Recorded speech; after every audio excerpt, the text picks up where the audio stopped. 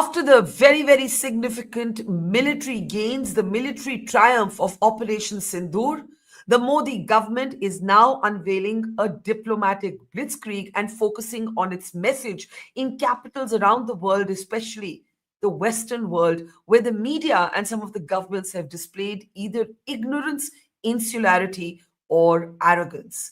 But in the announcement of the multi-party delegations that will be carrying the message of Operation Sindoor all across the world, a degree of domestic politics has broken out here at home, which is unfortunate because the one thing we have seen through these last few difficult days is how united the country has stood as one.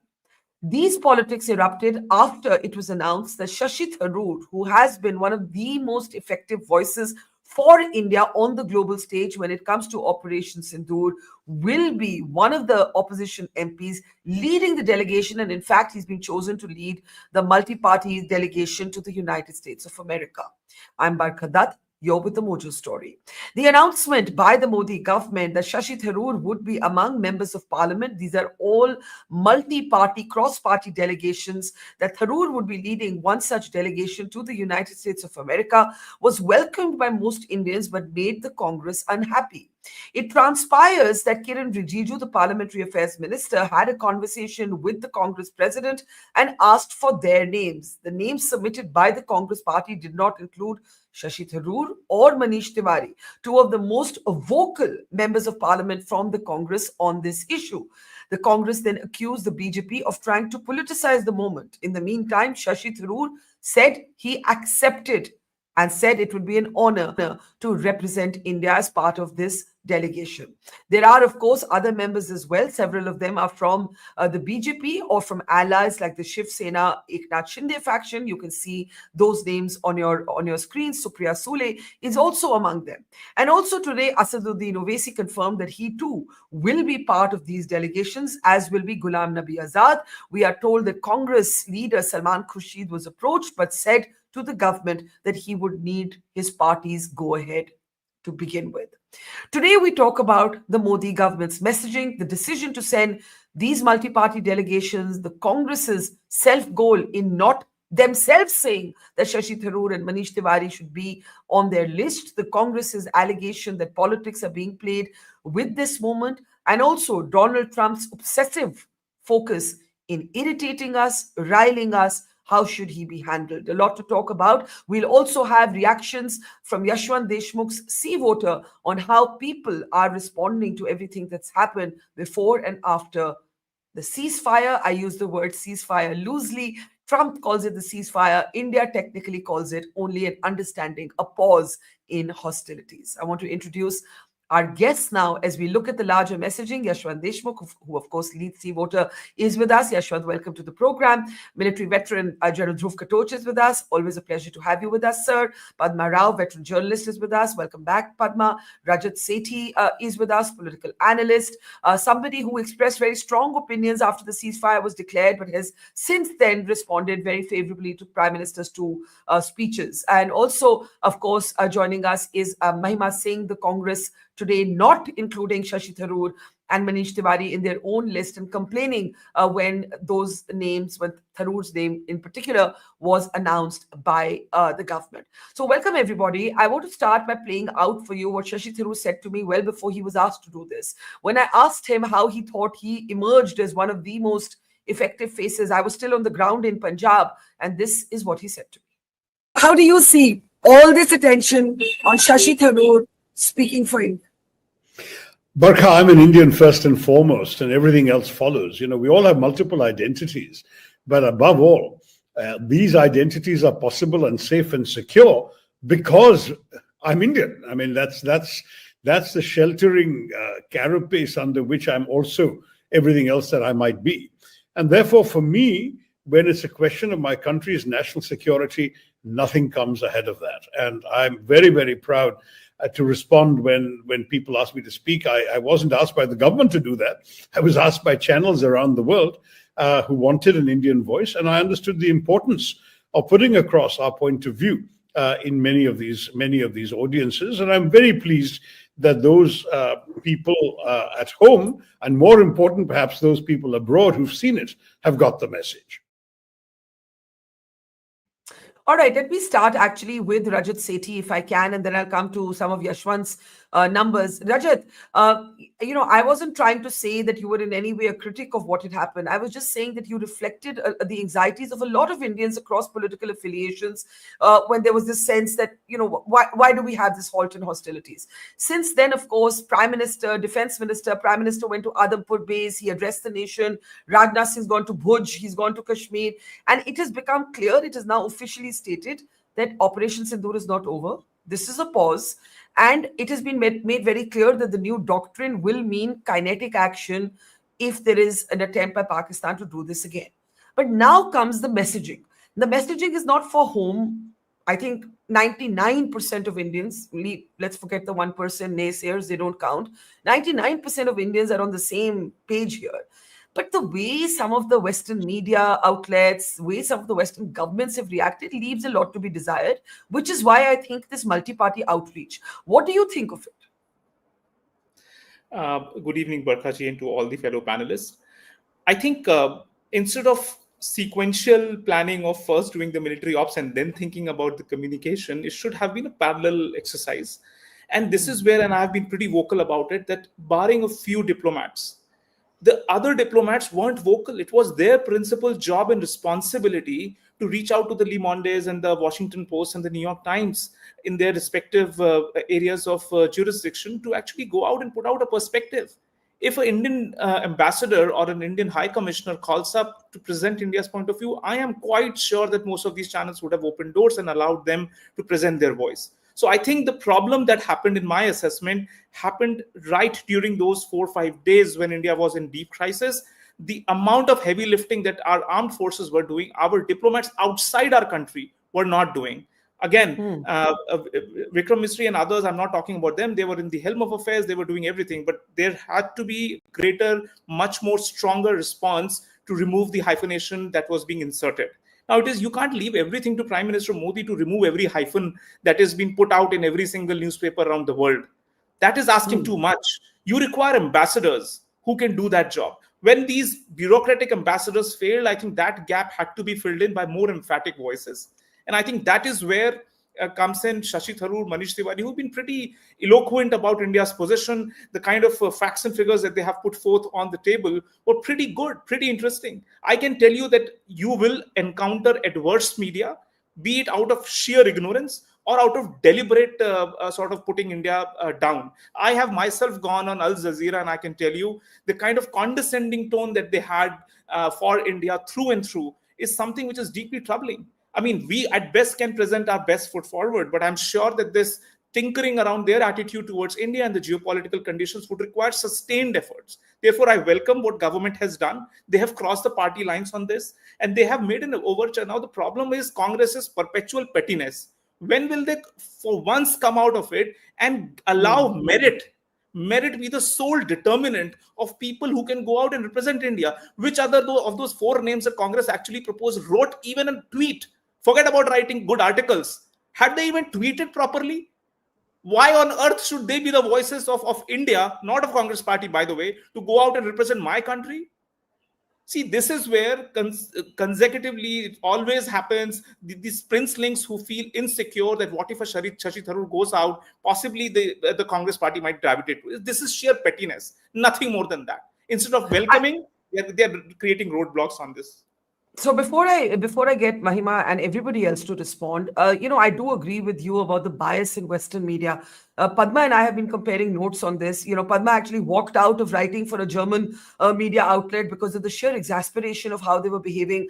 I appeared on more than one show, and on the Piers Morgan show, I actually completely lost it, not just with the Pakistan former foreign minister Hina Rabani Khan, but with the anchor himself, who came in poorly prepared, poorly researched, and presented this as a dispute between two countries. And I actually told him, we're so bored of you all and your both sidism. So I couldn't agree with you more on the first part.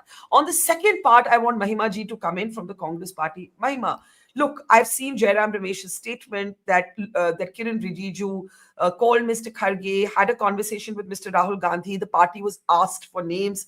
The party submitted 4 names. In the meantime, the allegation from the Congress is that the government approached Shashi Tharoor, Salman Khurshid, and Manish Tiwari directly. My question is, chalo maan liya BJP played a smart politics here with the Congress.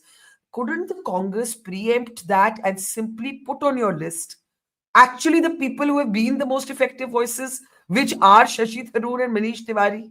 I mean, it is a no-brainer, surely. अब आपकी तरफ से ही आता तो बेहतर लगता than the way it is playing out now, Mahima ji. Jai Hind. Now, would the government decide which are the best voices in the Congress, Barkha? And I would say that Jairam Rameshji has rightly put it out that the BJP and Mr. Modi are playing Narad Muni politics in this country. Why do the sham of writing to the opposition or soliciting a response from the opposition when you've already made up your mind? Why put up that sham? Why not come clean in your intentions as well as actions? See, we came together with the government. We came together with Modi government right at the outset of this, this whole the situation that came to face our country. But the government has thoroughly and consistently acted otherwise. Now, when it came to this delegation, which now appears more of an eyewash because critical questions continue to face this government, which the government is running away from. We keep on writing the LOP of both Lok Sabha and Rajya Sabha are consistently writing letters after letters, soliciting a special session of the parliament, soliciting, an all-party meeting chaired by the Prime Minister. They continue to evade. Now, just today, an hour ago, Mr. Rahul Gandhi, Honorable LOP of Lok Sabha, has tweeted, and you would have seen, Barkha, that why did our external affairs minister went out and informed Pakistan? He is admitted to it in a bite right after his press conference. And isn't it a crime? Now, these critical questions are facing our government, and the government is putting up this sham of a delegation in which we send 4 names, which the Congress organizations are run on protocol, Barkha. You would agree that what if tomorrow there's an international convention of But media outlets, and your channel Mojo Story is asked for nominees. You nominate people, and rather somebody else picks up somebody. let me answer that with let me answer that with that parallel. If one of my colleagues had been, let's say, on the ground in Jammu, Punjab, Kashmir, covering this story, and then there was a media conference organized on the coverage of the Pahalgam terror attack, and I chose that moment to send my reporter from Chennai, I would be stupid. Right? I would not be rewarding the work of the person who had been on the ground. I would be not rewarding the competence of the person who had shown commitment to the story. So it is a poor analogy. I understand. I don't want to pick on you because you have to defend your I would party's beg position. to differ. I would humbly beg to differ and say, I would humbly beg to differ and submit here that you see the difference in what you have just cited and what I am saying is you are sending a delegation on the international front to talk to various stakeholders, various international stakeholders that, by the way, the Modi government has failed to capture. It is a failed example of a foreign policy that not even a single nation came to stand by you unconditionally. That you see, Israel came out and said, well, India is right to defend itself. Okay. But Okay. China and Turkey came out in the open. You are entitled. Acha, Mahima ji, there are others also who have to speak, and I want to come in there. I think Rajat had a very brief interjection, and then I want to go to General Katoch and Yashwant and Padma. But I will only say to you, you are entitled, as Rajat just did, to say, listen, our messaging could have been better. We should have been going harder on the route of diplomacy. It could have been in tandem. Right now, diplomacy is leveraging, quite honestly, off the military gains. Let's be very upfront. That is what has happened. But that doesn't mean that you give an opportunity to anybody outside your country right now to call you a divided house. One of the extraordinary proud moments, I'll always say in Jammu, I saw a home that had been blasted by a Pakistani drone, और उसकी roof उड़ गई थी, लेकिन हमारा तिरंगा उस घर पे लहरा रहा था. The family, there it is. That's the picture I took. This image makes me cry. to see that the drone was able to, as it was intercepted, blast the roof of this house, but leave our flag unscathed. This is how I think our country, this should be a metaphor for our country. We can argue some other time. We can pick on each other some other time. We cannot return to partisan politics at this moment. We are still not in some safe, out of the sort of, woods place. The operation is not over. It is a halt. Pakistan could try any number of things. So that is just my very emotional submission. I don't normally get emotional, but I feel emotional about these things. I want General Katoch to come in. Sorry, Rajat, did you have a sentence there you wanted to say? Yeah, I saw your hand going up. Yeah. Sorry. I mean, one quick point. First of all, I mean, the names that were put out, Mr. Raja Brar, this member of parliament, ask your team to do the research. Pick one tweet that he has done on this. Again, I'll rest my case to your audience there. They understand this. Coming back to this point of Jaishankar ji, the entire Congress party lacks the basic skill of comprehension around what Jaishankar ji was saying, and now they are making a complete issue out of a non-issue. What he said, I knew, you knew that we will only attack the terror infrastructure. Everybody knew. Congress, it was Pakistan. Pakistan which came out and gave a disproportionate response, and they attacked our military establishment. Now, where is the controversy? You don't hunt for a controversy and force fit it. This is the problem. If you don't have anything valuable to add, can't you just shut up for some time? The way Rahul Gandhi went to Bihar, did his business as usual politics. Do that politics. Why do you meddle into affairs which you don't have an understanding of the comprehension skill? I'm minding my words. You party should mind your words. Okay, let's de-escalate. As to borrow from military, to borrow from our military environment, let's de-escalate. Let's halt hostilities. It's a pause. Let's pause. I want to bring in, I was going to come to General Katoch because I want to explain something here that I think people don't understand. That Director Generals of Military Operations talk through conflict. The hotline is open. They talk through war. There is communication.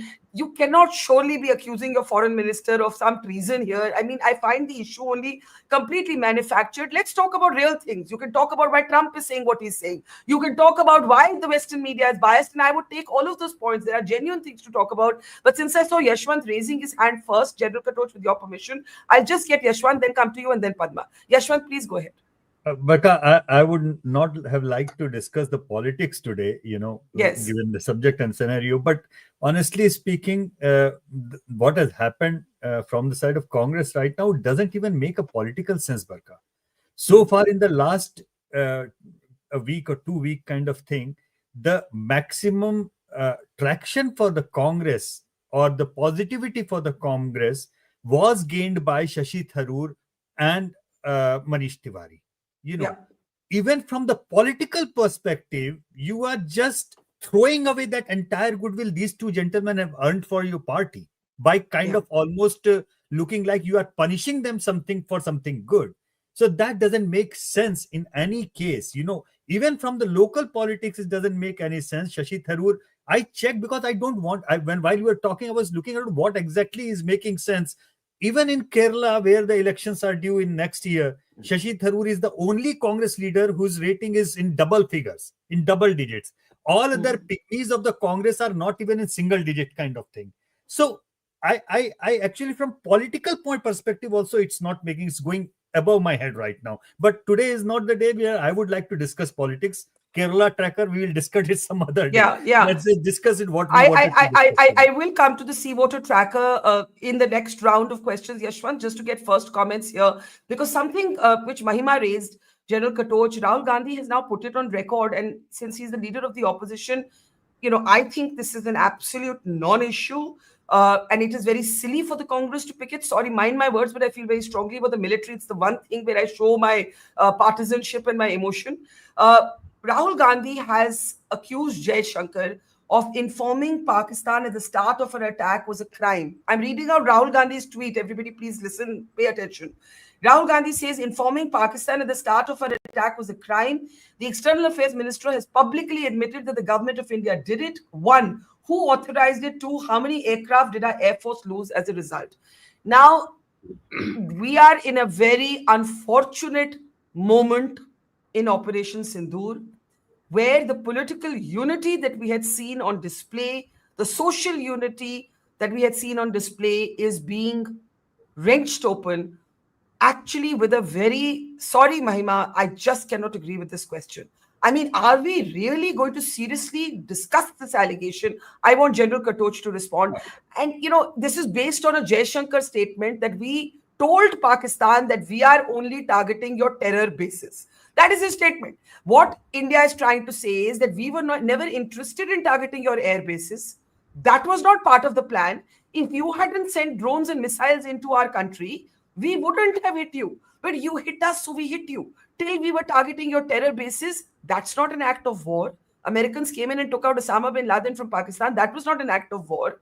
So that is what he's explaining, to which Rahul Gandhi, the leader of the opposition, has accused Mr. Jaishankar of, I'll read it again, informing Pakistan at the start of our attack was a crime.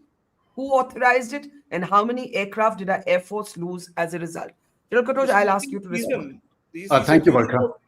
Rajat is saying this is treason, and I am saying it's very, very, it's very unfortunate. It is very unfortunate. I don't know what else to say. If you're allowing intermediate comments, then you should have allowed mine also, because I have I a couple of. I will. Mahima, I will. Mahima, just give me 1 minute, ma'am. Mahima, just Ma'am, like it may be General. better. Mahima, It may this be is not better if a. you give your comments after you Mahima, hear me. please. Okay, Mahima, just hear me please. out, ma'am. And I'm not taking Please, any. Mahima, I will give you equal time. I promise you. I promise you. General Katoch, go ahead. Right. Yeah. Right, Barkha, I just want to explain a few things, which is very important to understand. Right from the start of Operation Sindoor, firstly, nobody knew when it is going to take place. That security and surprise element was outstanding. Nobody knew, including our foreign diplomats. So, I'll address that issue later. Now, right at the beginning, and I'm telling you from the military perspective, because these things had taken place on the ground, they were told very clearly the objective is limited, that we will take out the terror hideouts and we will not expand we will not escalate the battle further. So we started off with that objective that we are going to take out the terror bases. Now that was the military plan.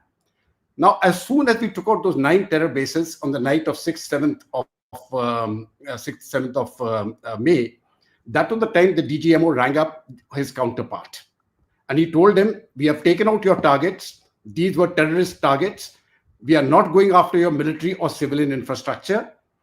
If you, we will not escalate further. But if you do anything, the response will be massive. Now, that was the messaging given with the hope that it'll stop. That we don't have to go any further. We don't have to get right. Now, what they did was they sent in those drones and they sent in the missiles in the very next night.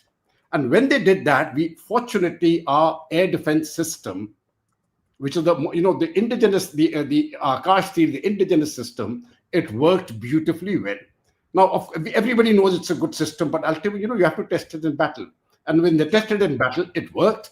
And the Pakistanis got much, because the response which we gave after that, we hoping that they'll stop. Now, again, they didn't stop. So when it took place on the 3rd night, we're talking of the night 9th, 10th. Again, they did it. This time when we responded and we destroyed their air assets, on the ground, they had nothing left. And that is the time they panicked and they said no more. So if they could have said that no more earlier, they didn't. If they had said that no more on the first day, it is over. They didn't. Then they said no more and they started crying for a ceasefire. Their DGMO rang up our DGMO and we said, okay, if you don't want to escalate, we are not going to escalate. That was the original plan, 1.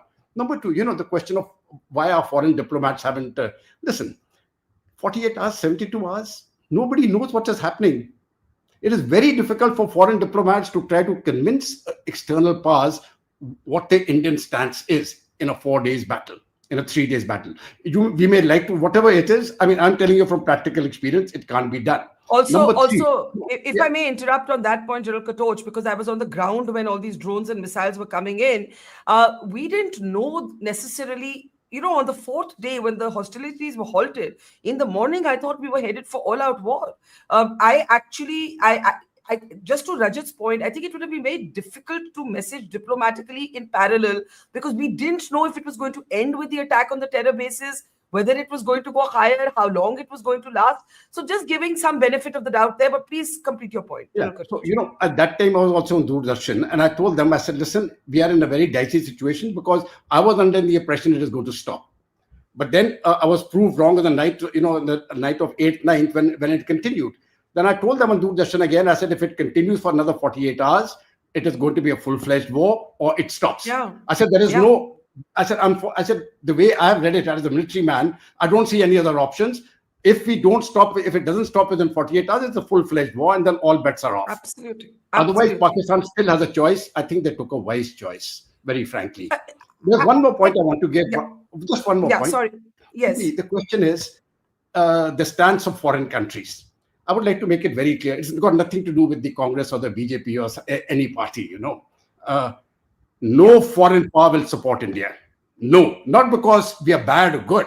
We are competitors. We are the ones who will challenge America, Western Europe, Russia, China. Nobody is going to take you. If you were nice and weak and soft, everybody would say, what lovely people you are. Nobody's going to say that. We better learn to stand on our own. No war, whether it's under the Congress leadership or the BJP leadership or anybody or any other leadership. No foreign power will support India. Bharat ko koi madad nahi karega. Ye humko khud karna hai. And that is why it is very important, while political fights must go on as part of a democracy, when national wars are concerned, everybody must fight together, because we require three things in a military combat. I want to make, you've got many large viewers, they must see this. One, you require the political will. Number two, you require a capable military. And three, which is as important as the first two, you require the whole nation behind you. And by whole nation, I mean every single person behind the armed forces. And then you win. Then there's no way you can lose. So this is actually what has happened on the ground, that it is a very short duration thing. Let us not expect miracles in 4 days and say that, okay, everything, the miracles will fall at our feet. It's not going to happen. And they will always be your competitors. They'll be friends when it suits them. Otherwise, they will be competitors. And that is the way life is, regardless of what the situation is. That's my assessment. I couldn't agree with you more. I wrote the same in the Hindustan Times this morning, saying that two things will not change: Pakistan's perfidy and the West's hypocrisy. I don't expect either to change. Padma, please come in. You've been waiting very patiently. And then Mahima. And then I want Yashwant's C voter has some very interesting 3-4 key points we look at on how people are looking at the armed forces, how people are looking at the ceasefire in quotes, how people are looking at who's our biggest adversary. Is it China or Pakistan? And the answers may really surprise you. Padma, but I want to briefly return, and again, this is really, I couldn't care less about right-wing, left-wing, BJP, Congress. I care about my country, as we all do. I care about our armed forces. I care about, them standing in the line of fire to defend us. And I think that when we have the leader of the opposition basically accusing the foreign affairs minister of leaking the attack, we hurt our unity. It is a ludicrous, with apologies to Mahima, it is a ludicrous allegation, but it has been made, it will be picked up in Pakistan, and it will be used by them, unfortunately. And I'm not questioning Rahul Gandhi's intent here. I just think it's a really stupid thing to do. Padma. I totally agree with you. It was absolutely ludicrous. I have a few points. Please bear with me, Barkha. I'll start with what the other speakers said. Mahima ji, from your remarks, it's very sadly obvious that the Congress seems hell-bent on making itself seem ridiculous, and it's still given to party hierarchy, seniority, almost like babudam. Kisko delegation mein bhejna hai, kisko nahi, kaun junior hai, kaun senior hai. This is babudam. This is not a feeling of national pride and unity that the Congress is reflecting. To Rajat, I completely disagree with you, Rajat. I have worked in the highest positions. You don't know me, so I'm introducing myself briefly. In charge of the South Asia Bureau, not in some, sort of lowly positions. And as sole correspondent for more than 35 years across the world, from New York to Germany to India, and with the top publications, I know the inside workings of the international media from within their newsrooms intimately. I can tell you that global media work very differently. They do not invite opinions from Indian leaders, overall from developing countries, which is what they still see us as, let alone, give people columns to write and invite diplomats for opinions and all that, unless it is on subjects on which they have no particular opinion. So there's no question of giving platform to diplomats of our countries, etc., etc. This is not just true of what we imagine are left liberal media. Even conservative media, or so-called conservative political parties across the world, have the same level of distrust as far as India is concerned. So there is little that diplomats around the world could have done, before this military action. Not to mention the fact that the military action itself was successful because it had that element of surprise in it, as General Katoch also pointed out.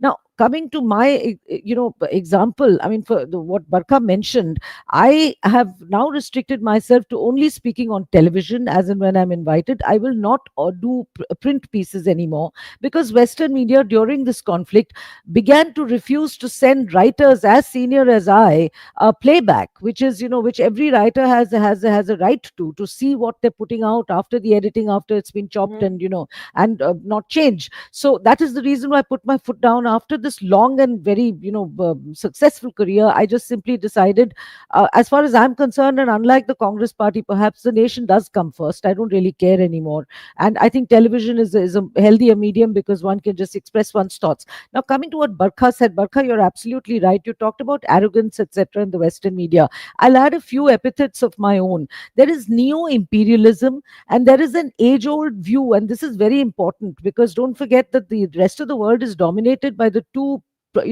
huge religions, Christianity and Islam, number one and number two. And for the Western perspective, we Indians are Hindus, monkey worshipping, elephant worshipping savages with mumbo jumbo and mantras. So how could the rational West, which sees itself as the fountainhead of reasoning, logic, thought, technology, etc., accept that such creatures like us could possibly handle nuclear weapons and even go through sophisticated procedures like warfare? So this is at the root of this Western distrust, and I completely agree with General Katoch.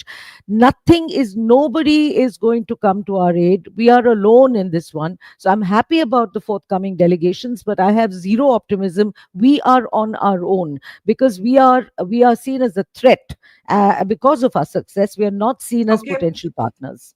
Yeah. Okay. Everybody has reactions. Please remember, we have to take a time out from our political disagreements to look at Yashwant's findings, which are also very illustrative. But I will allow both Mahima and Rajat to have a response to Rahul Gandhi. If it were anybody else, Mahima ji, I would have ignored it, because I would have said, why should I actually even platform this question right now? But it is the leader of the opposition, and it is, I have to report it. So I'm going to go back to that tweet by Rahul Gandhi. And if we can please bring up the corresponding banner of what he has actually said.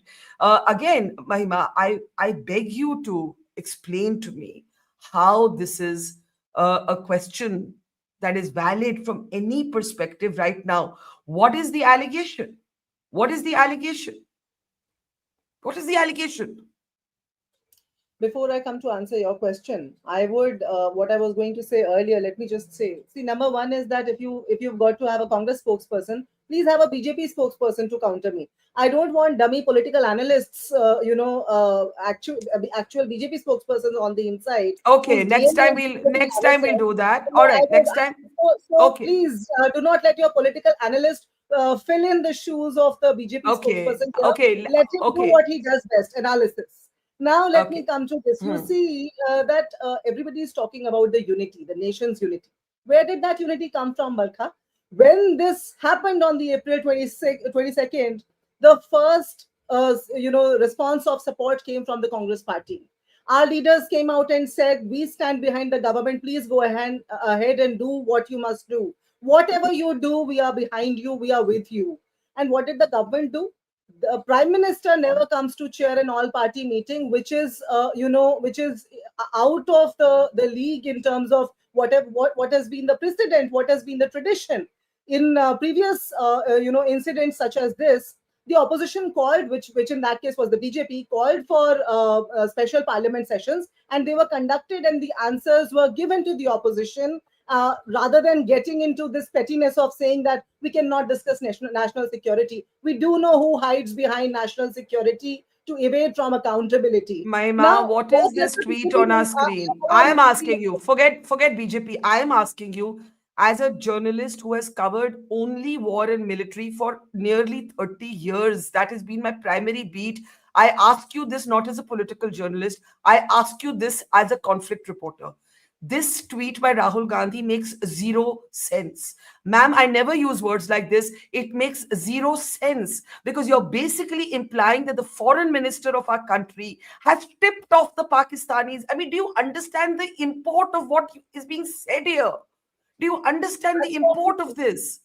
Barkha, hats off to your resource, and I do really deeply respect you for the resource and for the person that you are, for the journalism that you have embodied all these years. We have seen that very resource of yours being targeted at the wrong hands, and there are those who embody power today, who adorn power today, but what we are seeing is sheer hollowness. Rahul Gandhi's Ma'am, tweet is being questioned.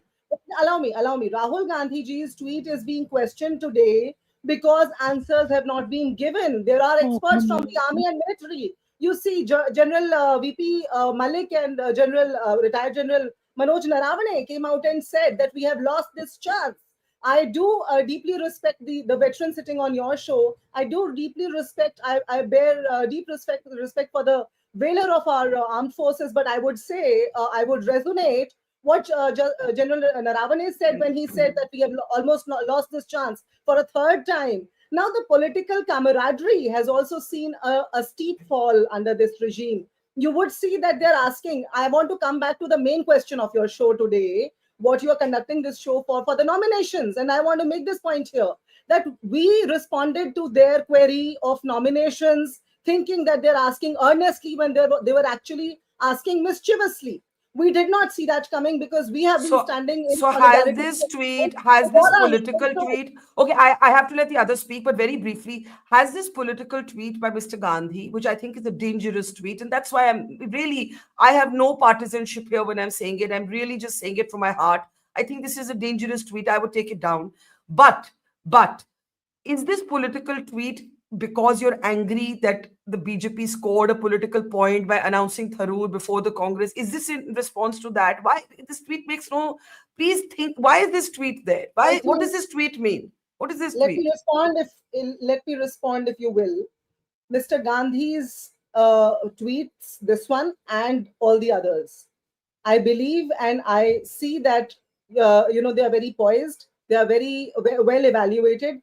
I agree. This is the first time he's spoken out of tone, and it's a very odd tweet in this phase. In this phase, this is the first time. Why did you play out that statement of the External Affairs Minister? I have heard it. Okay, we'll play it out. We'll play it out. I have heard that statement. He said, we told them we only want to target the terror bases. Now, General Katoch has explained at great length. Rajat, let's bring you in, and then I have to look at Yashwant because so much debate around the ceasefire. Yashwant, see what a survey looks at precisely some of those questions. Rajat Sethi, do go ahead. Rajat? Well, if self-goal was an art, then Rahul Gandhi is an artist.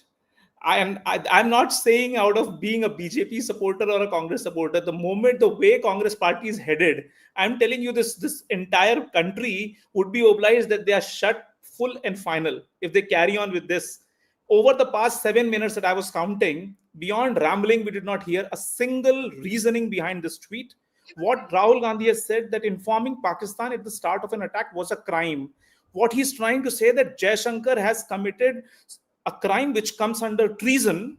He has done that by telling Pakistan. I mean, you are out of your senses. You've spoken something which I'm not aware of. You should let the public at least put forth the facts and figures that you have in mind before you arrive to that conclusion. Obnoxious tweet, nothing less than that.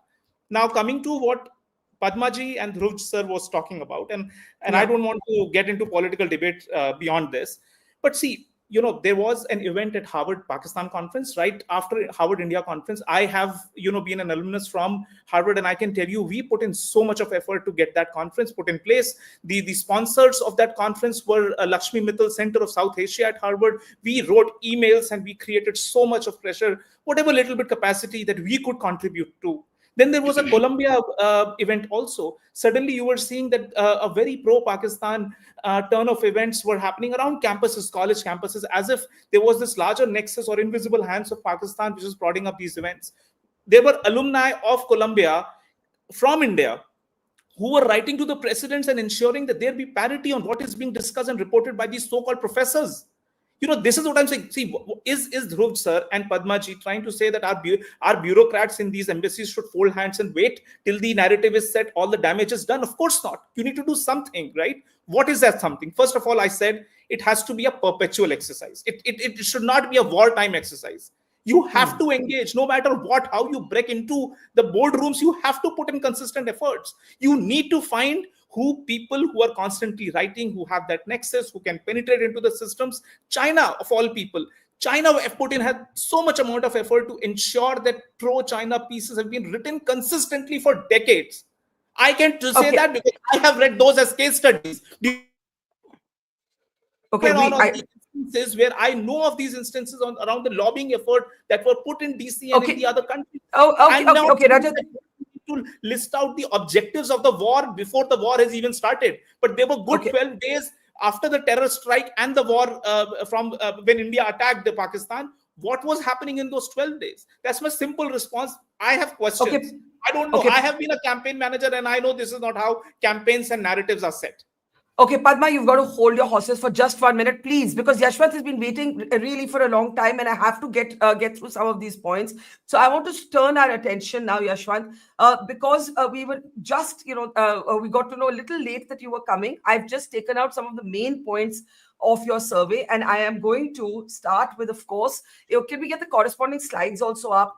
Now, C Voter asked a set of questions to the general public, and this was before the halt in hostilities, loosely called the ceasefire, and after as well. Could we make that slide just a little big, because we really can't see it? I think if you take, yeah. So Yashwant, let's look at the first question. 92.3% trust the military capabilities to protect India. I'm going to need to just get Yashwant. I can't see him. You're going to have to move Yashwant's box up, please, because I can't see Yashwant. Yeah. All right. 92.3% trust the military's capabilities to protect India. Then C Voter goes on to ask, how do you believe the Modi government's handling has been? Now, this is interesting because while the majority is largely satisfied, the numbers are not at the rate naturally that people feel about the military, right? The military is in the 90s and it remains in the 90s. For the Modi government, C Voter finds that before the ceasefire, 68.1% were completely satisfied with the Modi government's handling, and this falls slightly to 63.3%. One important question is for you, Yashwant, at this point, that these numbers were presumably before the two speeches of the Prime Minister. And I kind of think that there could have been a different response after those two speeches. Am I right in that, Yashwant? Just let me unmute. Yeah, Barkha, you are right. I mean, this was before the Prime Minister's speech, and we'll be coming up the tracker numbers this week to see if the speech, what kind of impact it has. But one interesting thing is that even the numbers which are those who were kind of upset with the ceasefire, so-called ceasefire, a big number of them were actually the BJP and Modi supporters. And it's not that as if they are swinging away from the BJP and swinging away from Modi factor as such, but they are like, they wanted a really, much more aggressive, damage to the Pakistani establishment, army and everything. So let me read out that number. In your survey, you found that 29.3, that's almost 30%, did not support the ceasefire, and 21.8% supported it only to some extent. And it is your reading that you think most of these were in fact BJP or Modi fans or Modi supporters. Yeah, I mean, the number which switched over, particularly saying that we are unhappy that ceasefire happened, big number of that came from the supporters of the Modi, obviously, because they were expecting much more bigger aggressive response. And this holding down, as General Saab said, it would have, I mean, post 48 hours, it would have been a full-fledged war, and somehow it was held down in that way. I think people were expecting more. But then what people, you see, our job is somewhere very finely balanced.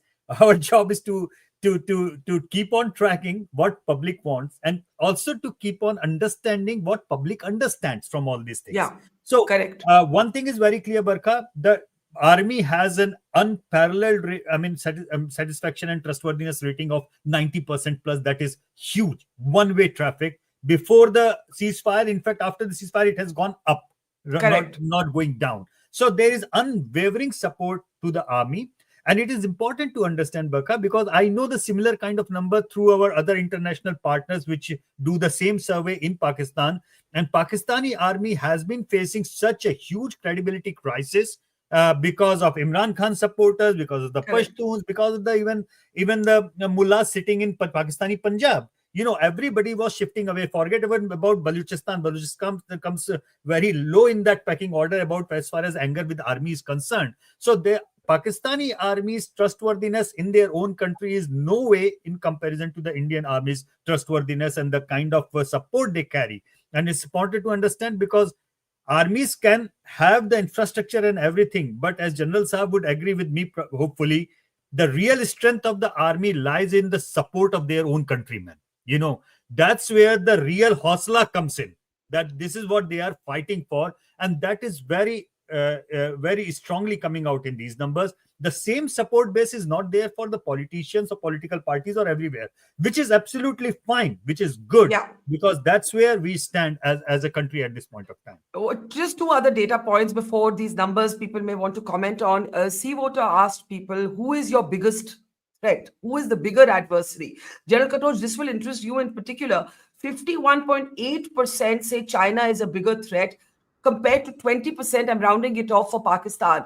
These numbers increased after the ceasefire. China seemed to be the bigger adversary. Pakistan, I guess, seemed to be a vassal state. One more talking point from Yashwant C-Voter survey. 67.5% felt very safe before the ceasefire.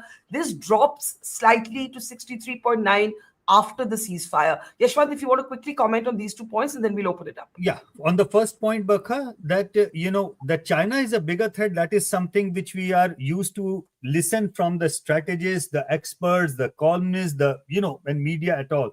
And we were thinking that public at large would still be looking at Pakistan as the bigger threat, but it is not. Bigger number of people on the ground, the common man on the street is understanding we do not have two fronts anymore. It is only one front.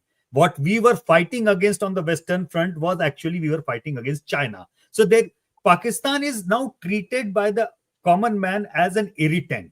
It's not even treated as a serious adversary. People understand at large, कोई भी front हो, लड़ हम China से ही रहे हैं. And that kind of clarity to come for the masses is a very interesting phenomenon, Barkha, because people who write and understand the things at a strategic level, their understanding is something different, but people at large on the ground, their understanding is a different level. But this gap is reducing and people are understanding what is going on behind the theater, and that's an interesting phenomena for me to observe. Right. And, I'd be very interested in actually looking at reactions to Trump. This whole sort of mythology that Trump was going to be great for India, and what he's actually it's gone for a toss. Yeah, it's gone for a toss. So your next tracker should be very There interesting. There is one question, Barkha, that we asked, which is a very interesting one, that we asked post ceasefire whether for the interest of our own security, do you trust Russia more or do you trust America more? And overwhelmingly, I mean, almost like 70% of Indians said they trust Russia more than the US. And that is something which I believe Trump's one tweet has done the damage. After the 2008 123 agreement, the number of American positivity among the Indian public was going up steadfastly. But I think that overexcited, jumping over the gun, whichever way you look at it, that one tweet of Trump has probably done more damage to the image of America among the Indian masses than anything else. So that is a very, very important point, that an overwhelming number of Indians now trust Russia more than America, according to C-Voter. So there's the slide. The slide is on your screen. Thank you. I had almost missed that and you flagged it. Can I, with everybody's permission, play out Donald Trump's latest statement, because it'll give us context to what we've just heard, and then we'll come back for a round of comments. Let's listen in. A couple of foreign policy successes even right before this trip. You picked up the phone and called two nuclear powers, India and Pakistan, and you got them to step back from the brink. That was a success as you got on the plane heading over here. A bigger success than I'll ever be given credit for. Those are major nuclear powers. Those are not like a little bit. And they were angry. And the next phase was probably, did you see where it was getting, it was tit for tat. And it was getting deeper and more, I mean, more missiles. Everyone was stronger, to a point where the next one's going to be, you know what, the N-word. You know what the N-word is, right? Nuclear. Yeah. Thank you. Thank you for the clarification. I figured you'd want to clean that up. No, it's the N-word. That's a very nasty word, right? In a lot of ways. Right. So the N word in this context, he means nuclear war. And then he says, I hope you understand. I don't mean it in that way. I mean nuclear war. And nobody gives me credit. And he goes on and on and on and on and on every day. It's like, again, if it was not the United States of America, the president, the most powerful man in the world, you could ignore him. But this gives context to the sea water finding that an overwhelming number of Indians now place their trust more in Russia than in America. They feel China is the bigger adversary, not Pakistan. Padma, you wanted to come in. Go ahead. Padma. Sorry, I mean, I had my finger up because I don't want to lose the thread of thought. It was basically to react to something that Rajat said. Rajat, you were speaking of, Harvard University students and professors and all these guys. Look, I mean, these are not India's diplomats whom you referred to earlier.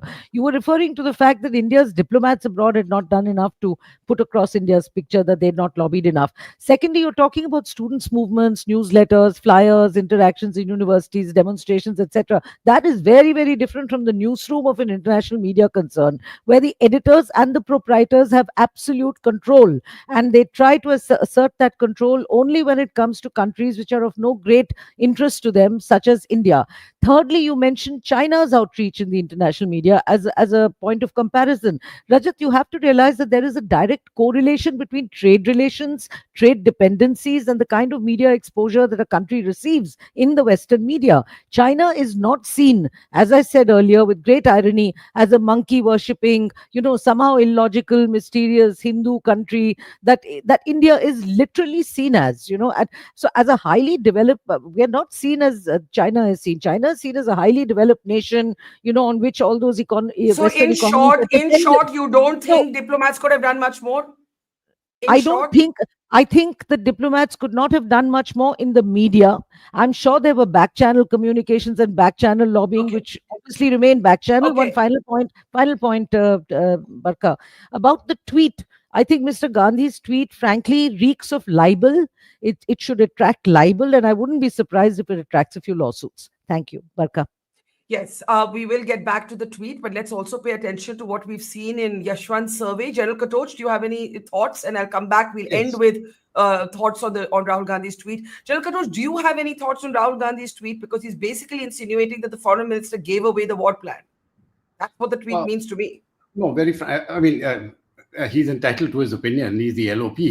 My view is that right from the beginning, before we had fired the first bullet, the aim was to ensure that there's no escalation. So after as I mentioned in my opening remarks, and this is confirmed information, please take it from me. As soon as we had hit those targets, which were only the terrorist targets, we didn't want to go further. But we made it very clear to them, if you respond, then the hitting will be massive. And you saw that play out. There's one point, this question of China and Pakistan and all that, let's face it. And I want to give an example. That very famous that journalist Aisha Siddiqa from Pakistan. Yes. Siddiqa, you will be knowing her.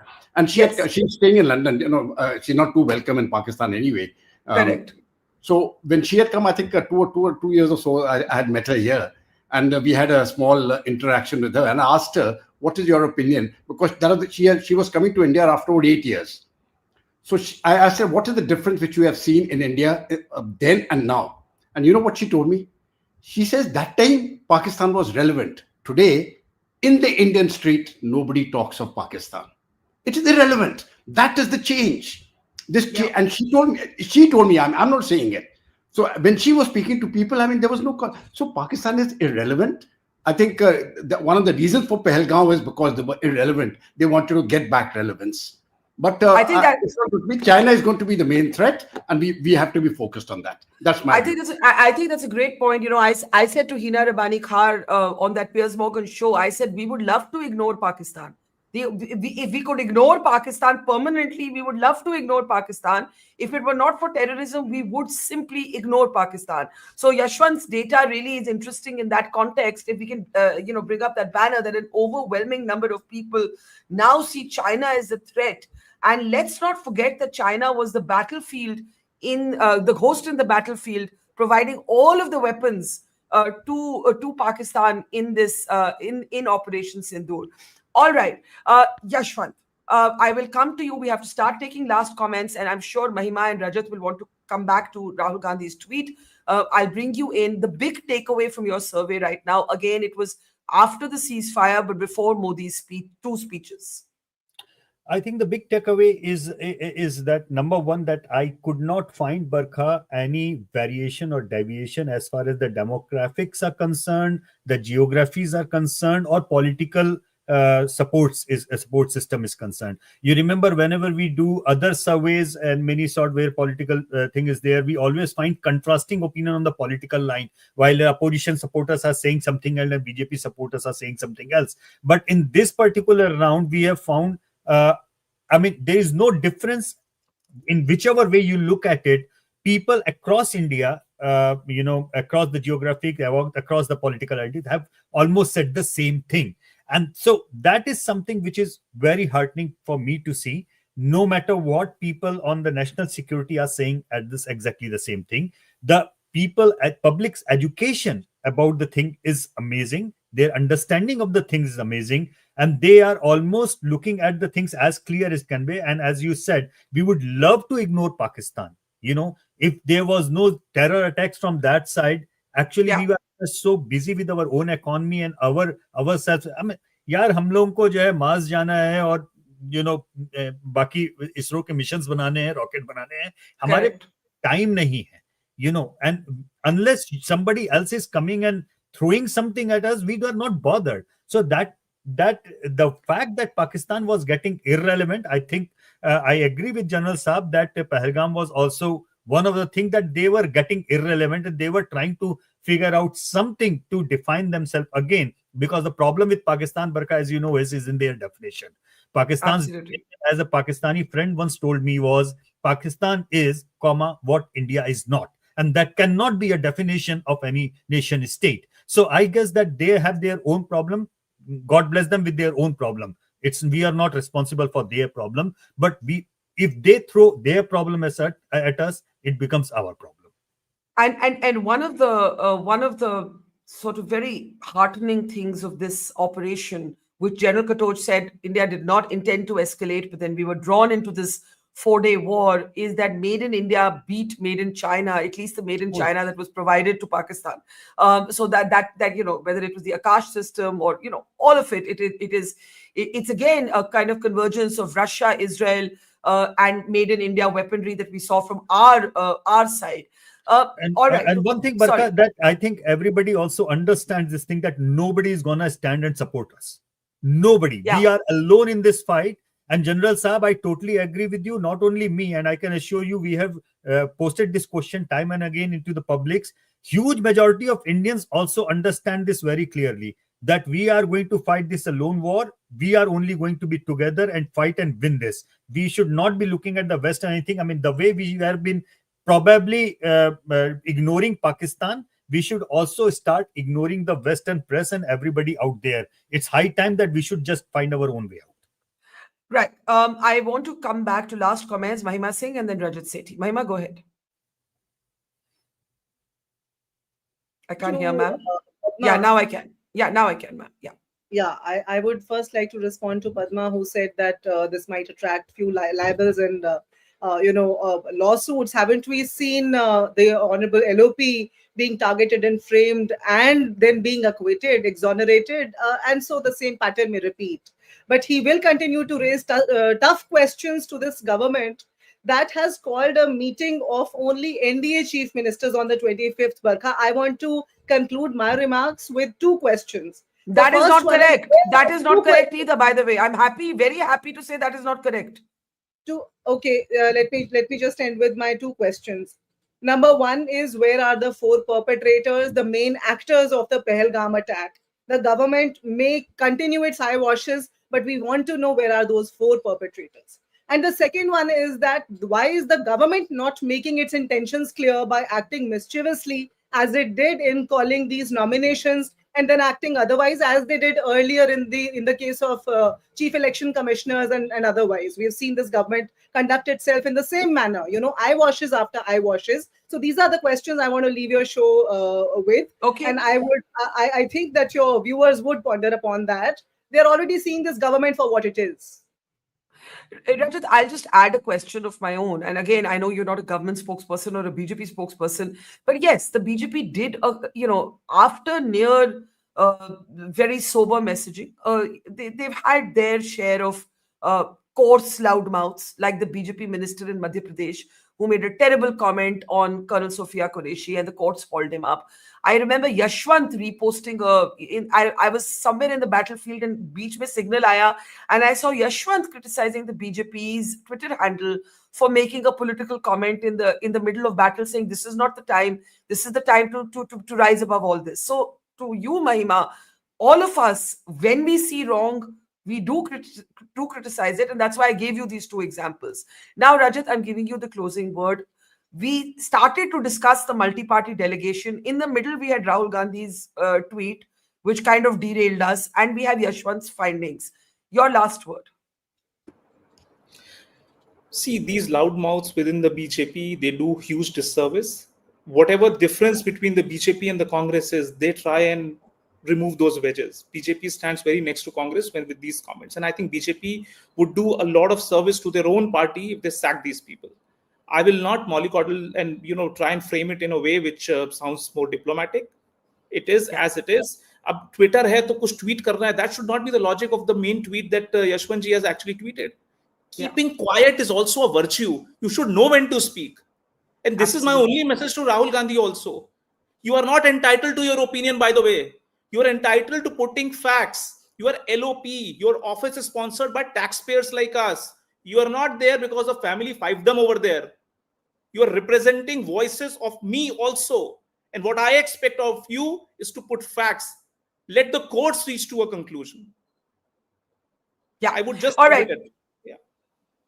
And thank you. I think it would have been very good had the BJP taken action against that Madhya Pradesh minister instead of the courts. I hope they sack him still.